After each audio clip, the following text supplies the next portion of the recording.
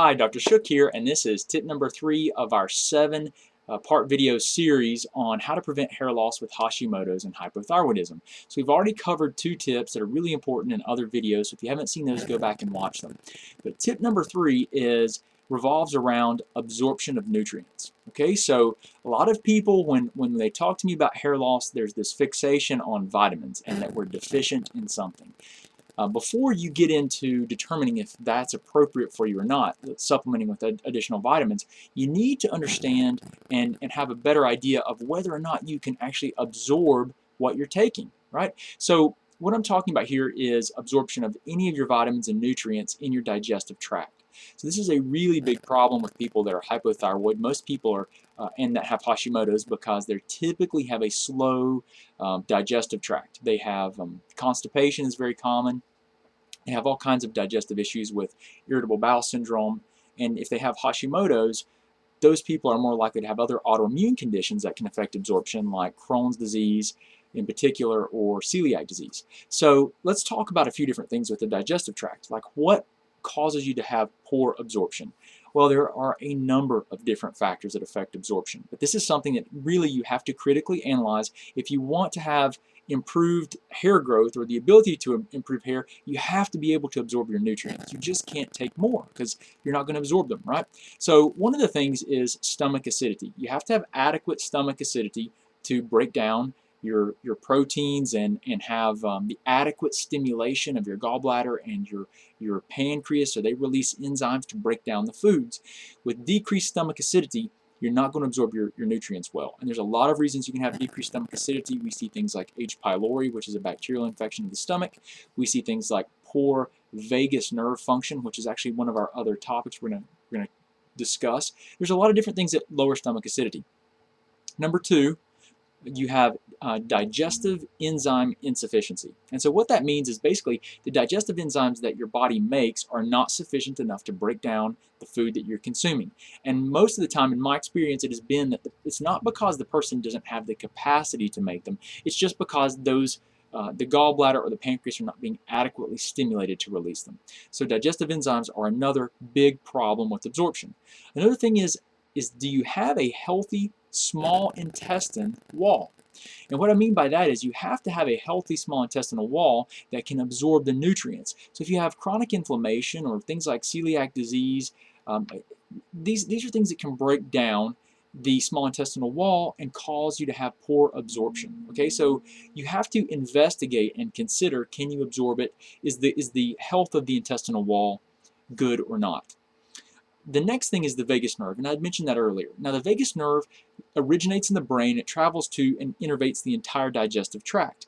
Your brain fires or signals the gut and the digestive tract to work and to function, to produce enzymes, to do everything that it does through the vagus nerve. So if you're getting poor stimulation of the gut via the vagus nerve, then you're going to have problems digesting. Now this comes back to, well, you have to ask the question why, right? Well, why does the vagus nerve lose its ability to stimulate the gut? And there's this thing called a gut-brain connection that you might be familiar with, you might not. I don't have time to go into it in great detail, but things like inflammation from autoimmunity or from infections or from food reactions or from environmental chemicals, these are all things that can cause a decrease and a loss of this gut-brain connection where it's not as efficient and your vagus nerve is not stimulating the gut properly. The next thing is gut bacteria. So do you have, when we talk about gut bacteria, do you have a normal balance of healthy gut bacteria? So we normally, this is where you may have heard the term microbiome in the past, or where you hear people talk about the microbiome. And so the microbiome is being studied.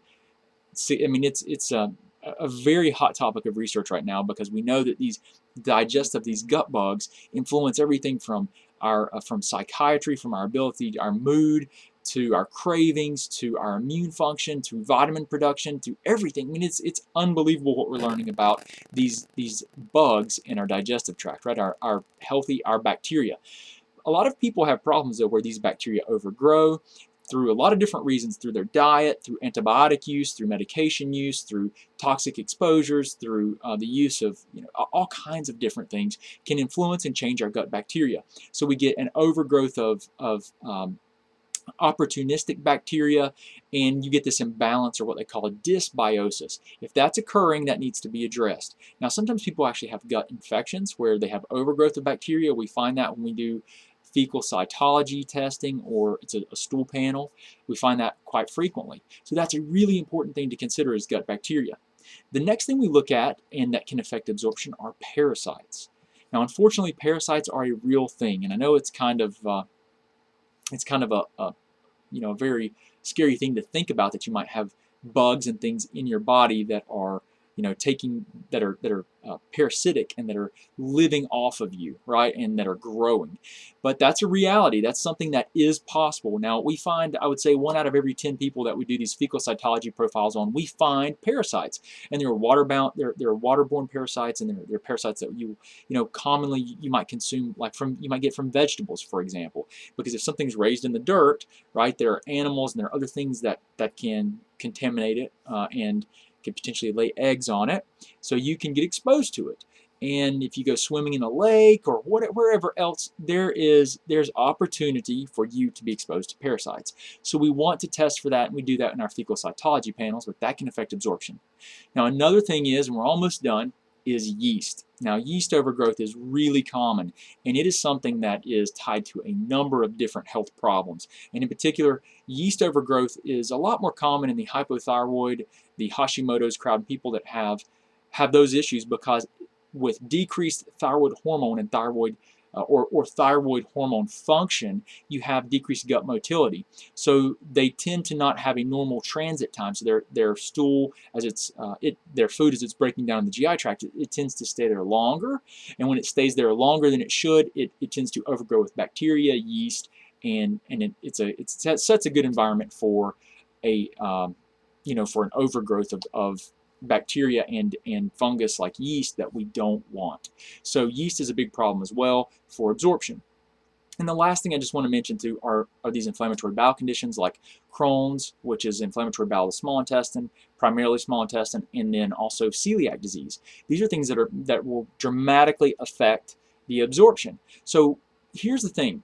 You can take all the vitamins you want to take, but if you're not absorbing properly, then you can't get the nutrients in. If you can't get the nutrients in, then they can't be delivered to the hair follicle where it needs to go. So that's something that's really, really important I want to share with you, is absorption of your nutrients. Doesn't matter if you take a bunch of them if you can't absorb them and get them where they need to go. So I'm Dr. Shook.